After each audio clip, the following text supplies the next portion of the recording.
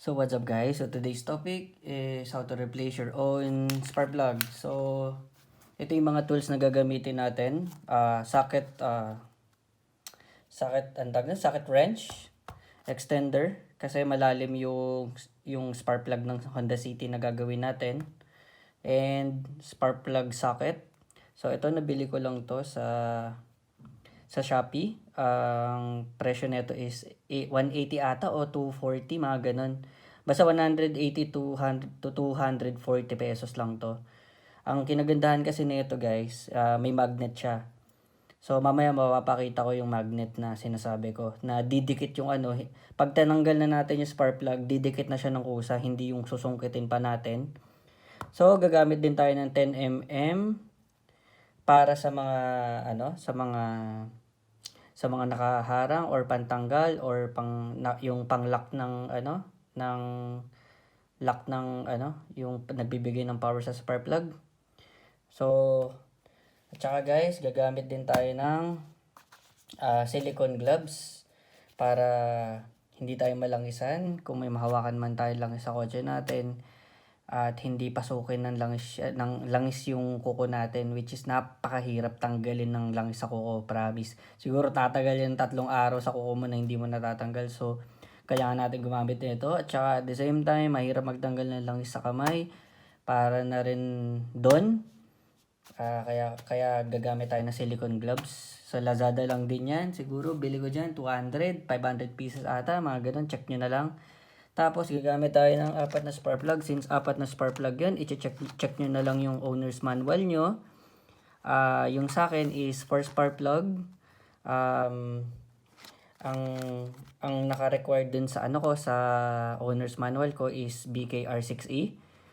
Pwede kayong mag-upgrade kung ano yung nasa manual nyo, pero bawal kayo mag-downgrade. Kunwari, nare-require kayo ng laser or iridium sa owner's manual nyo, yun ang gamitin nyo. Bawal kayo gumamit ng mas lower.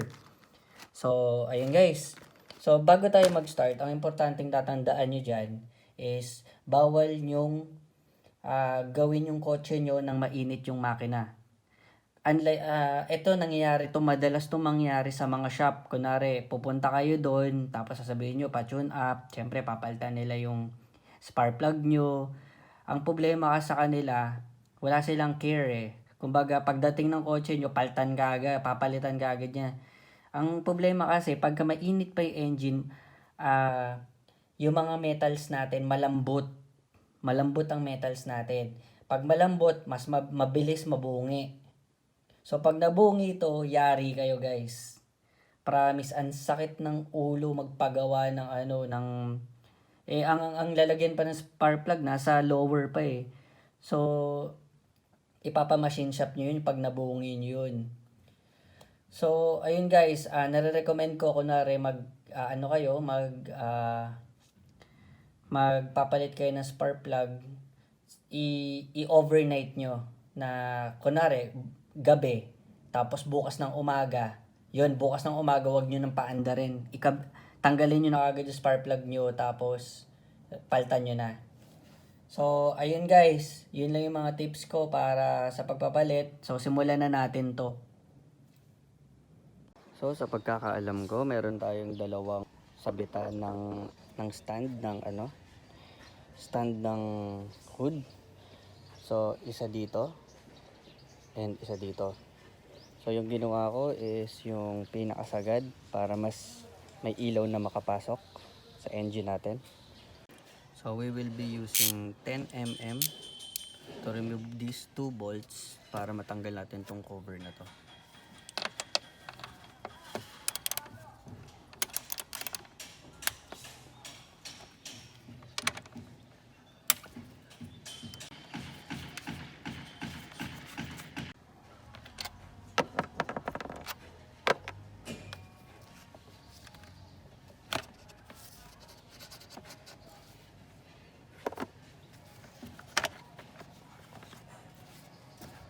So naka-hook lang siya dito sa dalawang to. So we will be removing this first, this electrical socket.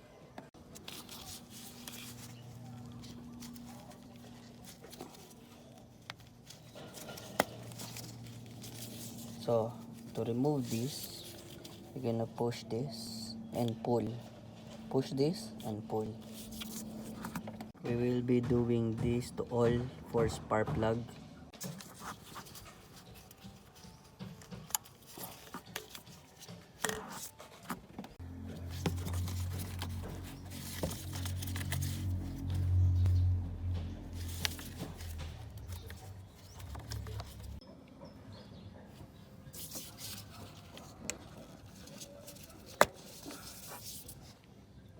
So using 10 mm.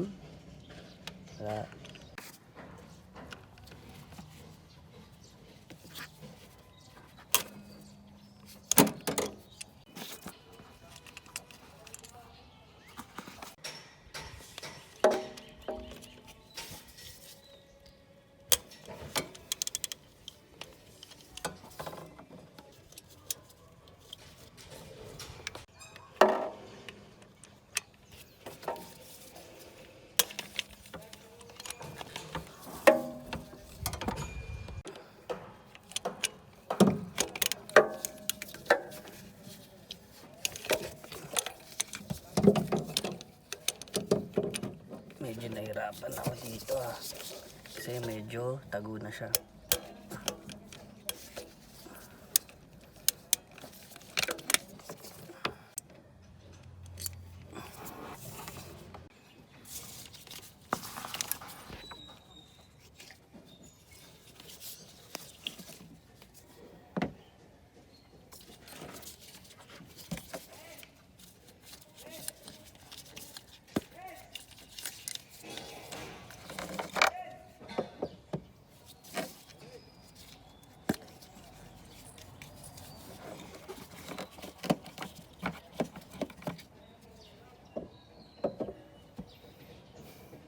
So don't worry, hindi natin siya mapagbabaligtad kasi may ano siya, kumbaga stick siya. So hindi siya kagaya ng kalat-kalat na wire, yung mga tensioner wire na ano siya, pwede natin ma-mix up. Ito hindi natin ma-mix up to. Kasi kitang-kita naman may doon, nakadikit siya sa plastic. So first, second, third, fourth palagi. So yan guys, we will be using this socket to remove spark plug and an extension to reach the spark plug.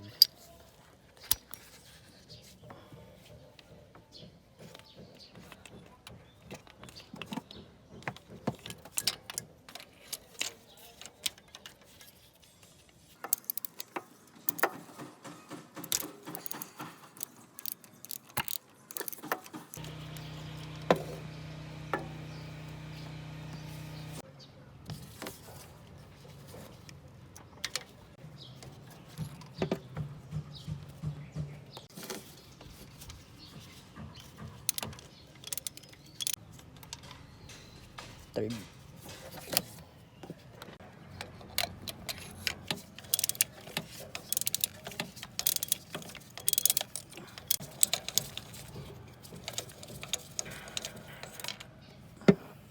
So guys, ayun nga, natanggal na natin. So ito yung 4 na coil, 4 na screw na nagko-connect sa coil, naglalak sa coil, 4 na spark plug, cover, 2 lock ng cover. So yan lang yung tatanggalin natin sa ganitong model.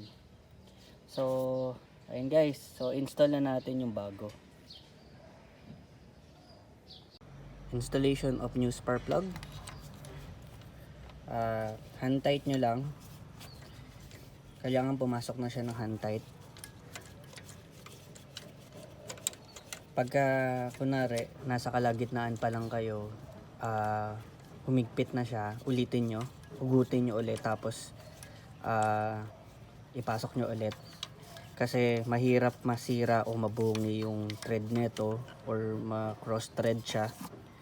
Kasi ang hirap paayos na ito. Kailangan mo na machine shop, kailangan mo iba-aba yung buong makina nito. So iwasan natin yung ma-cross thread natin. Kailangan na hand tight siya hanggang dulo. Yan, kagaya niyan, no, naglalak na. So hand tight na siya. So after natin ma-hand tight, so gamit na tayo nito. So sikipan lang natin. Yan, ito, nag-snug na siya. So medyo dalawang daliri lang to nag-snug na siya. Pag nag-snug na siya, like nahirapan na kayong iikot, ikot nyo lang, i-ano nyo lang siya. Ganito lang yung idadagdag nyo pag nag-snug na ganito. Yun lang, okay na yun. Huwag nyong sobrang sisikipan. Kasi one time, yung baguhan pa ako, nasikipan ko, which is nasira ako. So ayun, bababuong makina, tapos pa machine shop. So napakalaki ng gastos ko. So pagka nag-snug na siya, onting pihit lang kagaya nun. Next,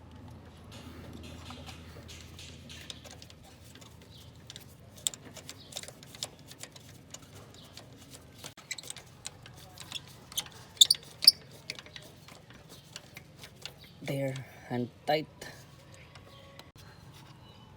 Yan, so nag-snug na, snug.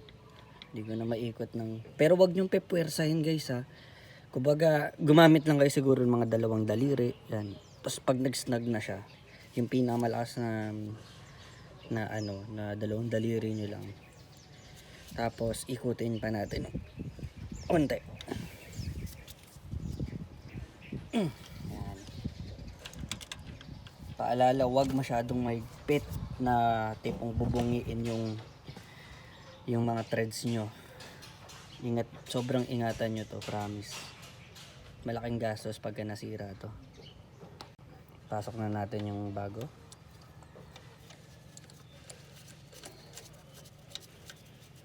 Hand tight lang ulit.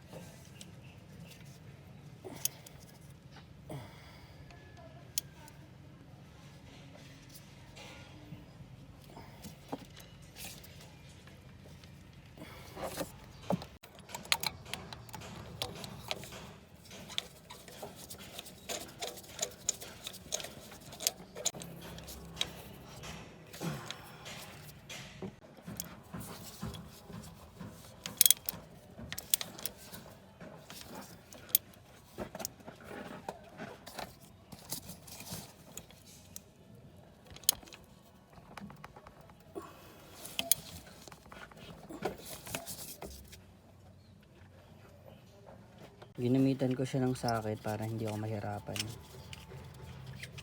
Hand tight ko lang. Yan, hand tight.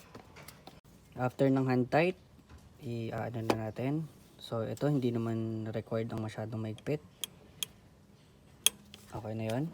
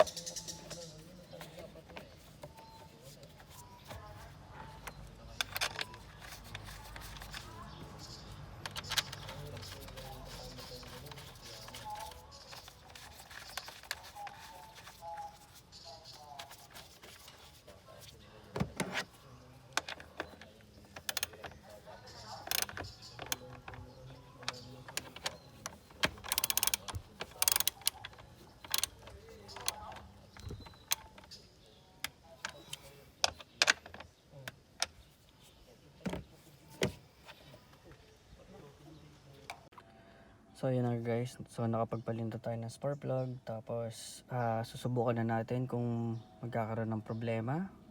So first is i-on nyo lang muna yung ano nyo, yung susi nyo, huwag nyo start. Check for unusual lights kasi pinakailaman natin yung spark plug, which is may electrical yun, baka may nagalaw tayo. So maaaring mag-check engine light pag may mga sockets tayong hindi nakabit or nagalaw na disconnected. So far so good, namatay naman engine light. So wala namang parang unusual sa cluster panel natin. So start na natin. So ayun guys, so walang problema. So ganun guys. That's how you replace your own spark plug DIY. Hindi na kayo gagastos. Kayang-kaya nyo na with common tools lang na nabibili sa mga malls, mga Stanley, kalat-kalat naman yun dyan. So ayun guys, thanks for watching. Kung hindi pa kayo nakapag-subscribe, please subscribe. See you on next video. Thanks guys, bye.